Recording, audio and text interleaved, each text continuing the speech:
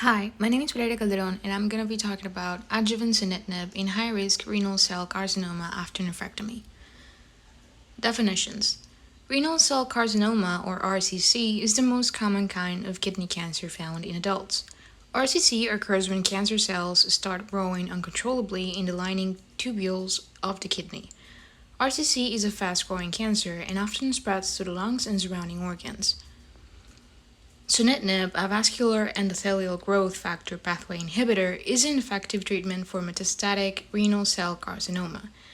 We sought to determine the efficacy and safety of sunitinib in patients with local regional renal cell carcinoma at high risk for tumor recurrence after nephrectomy.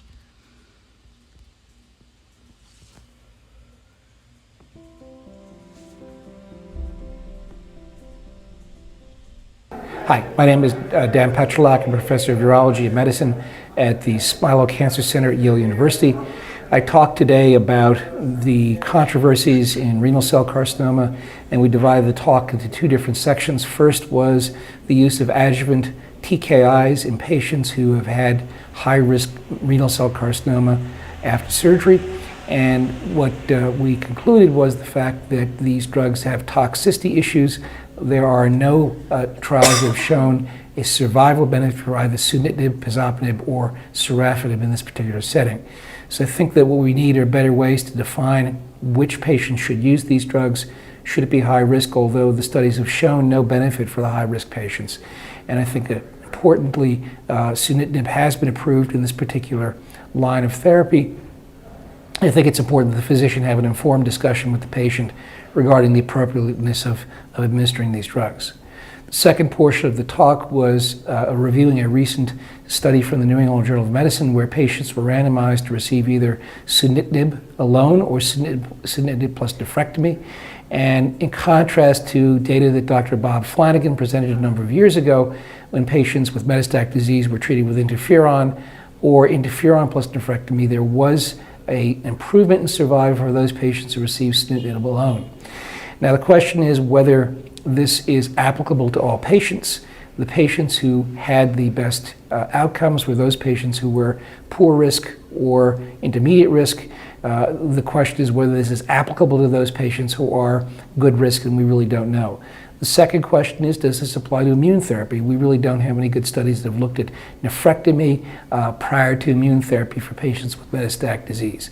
So I think there are some very, very important clinical questions that need to be asked based upon this data. And at this particular point, I think you need to have a discussion with the poor risk patients and the intermediate risk patients whether they should receive a nephrectomy if they're undergoing TKI therapy.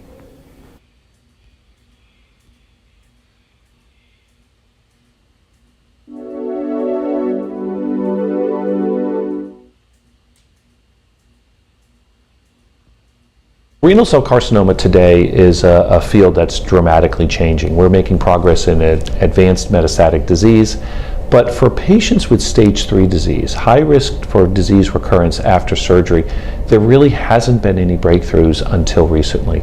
For the most part, that's been an unmet need for patients, and we've done some clinical trials looking at tyrosine kinase inhibitors in that setting.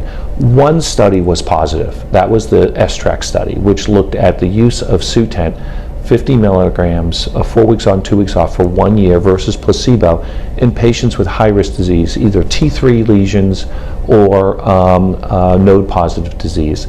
And in that patient population, we demonstrated a 24% reduction in the risk of disease recurrence for the entire population. And at 5 years, there was an absolute improvement in recurrence-free survival of 8%. So roughly 1 out of 12. In order to prevent recurrence. Overall, for that population, it was about a 50% disease recurrence at 5 years. So this was indeed a high-risk patient population. And this was a positive study, and it led to the FDA approval.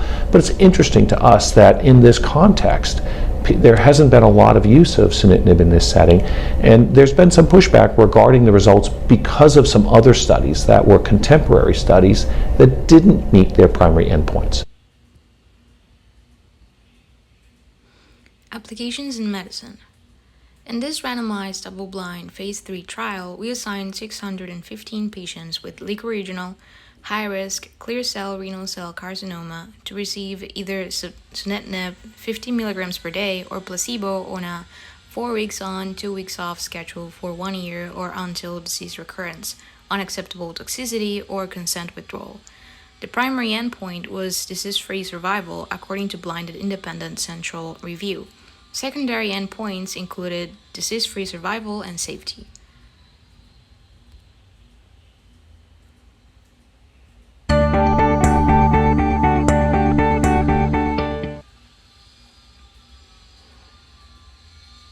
Clinically, when we're thinking about who to treat with sunitinib, we want to pick the patients we think are most likely to benefit.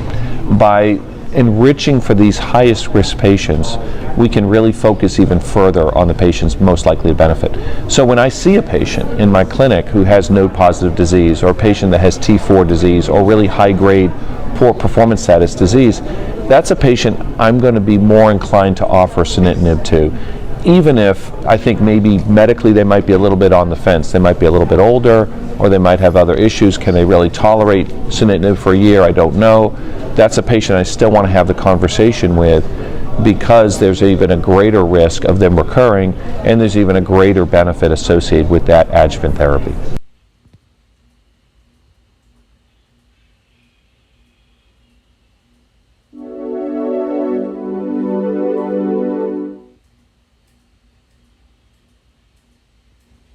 The most compelling data are the S-TRAC study showing a disease-free survival advantage for sunitinib.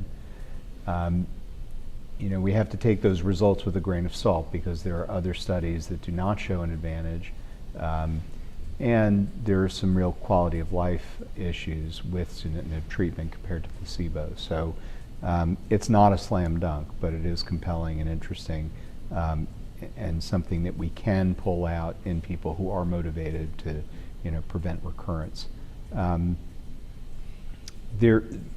So far, we don't have any home runs in the immuno-oncology space either for adjuvant therapy, but there may be more to come on that as studies mature. Pros and cons. Patients with local regional renal cell carcinoma at high risk for tumor recurrence after nephrectomy who were receiving adjuvant treatment with sunitinib had a longer duration of disease-free survival than did those receiving placebo. The safety profile in patients treated with adjuvant sunitinib revealed moderate declines in quality of life while receiving active treatment. Issue applied in Ecuador. This project is not available in the country at the moment, but its development could improve the prognosis of patients with high-risk renal cell carcinoma after nephrectomy.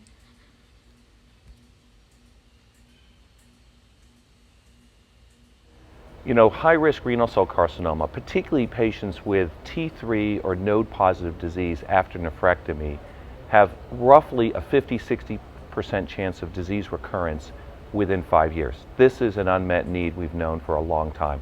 The S-TRAC trial investigated the use of sunitinib, 50 milligrams, 4 weeks on, 2 weeks off, versus placebo for up to 1 year of treatment in this setting, and demonstrated a 24% reduction in the risk of recurrence, with an absolute benefit of disease-free survival of 8% at 5 years. That's 1 in 12 that are not recurring that would have recurred otherwise. To me, that's a clinical benefit.